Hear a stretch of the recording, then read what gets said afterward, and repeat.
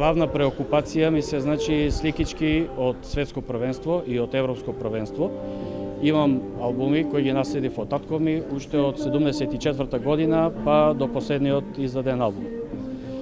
Покрај нив секако се трудиме да собираме и од македонските репрезентативци и голема благодарност до Горан Пандев кој што денес баш ми потпиша дел од сликичките кои што ги имам од него.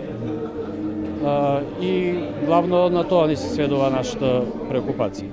Да. Колку експонати, колку картички имате изложено денес овде во Струмица? Денес ги имам изложено албумите од светските и европските првенства, кои што ги поседувам од 74 до сега, со дел од верзиите кои што почнаа да излегуваат од скорашните албуми, како што се швајцарско, германско издание и слично. Од каде таа љубов? Љубовта... Много ме интересира зошто го правите ова. Љубовта ја наследив од татко ми, а сега се трудам да ја пренесам и на наследникот. Од него започна со првиот албум кој ми го купи во Франција 1998 година, кој што е мој личен и од него почнав да собирам. И потоа ја надополнив колекцијата за да биде една компактност која што може да се пренесува по изложби, за да може малите да се запознаваат со фудбалот, а и повозрастните да се потсетат на нивното време, на историските фудбалери кои што ние не сме ги гледале, меѓутоа сме слушале за нив и ги имаме само во албумите. Имаш ли вредни експонати? Вредни експонати, искрено кажано, се е вредно. За колекционер се што поседува се е вредно. Вредноста се мери во реткоста. Како поретки албуми се сметаат за албумите од 74 и 82 година, од светските првенства, како и европското првенство од 1980 година, кој што е прв албум на Панини издаден по повод европско првенство. Како најредок и најдрагоцен албум е првиот албум на Панини од светското 1970 година во Мексико. За жал го немам, е доста скап и тоа е Светиот грал за колекционерите и еден ден се надевам дека и тој ќе успеам да го добијам. Како успевате да добивате? Купувате, трошите, размена? Не е баш за пред камери тоа. Секако со купување, со размена, имам пријатели низ целиот свет. Сега интернетот ни помогна полесно да стапуваме во контакт.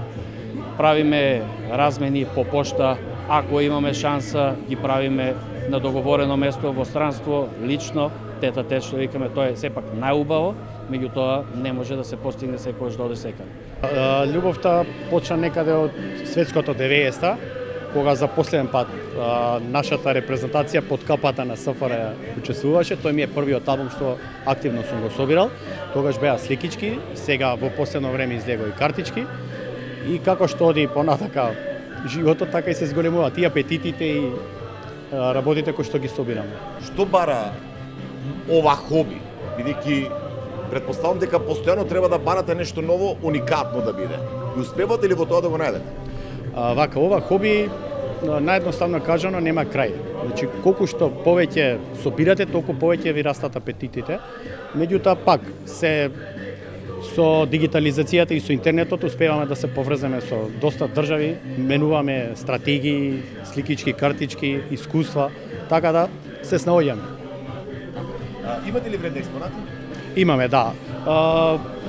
Повреден би го издвоил Европското првенство 88 и некои картички кои што се во мал тираж пуштени во светот, кои што ги поседувам, како јас, така и останалите.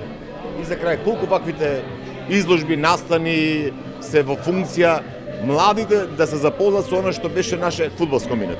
Да, јасно.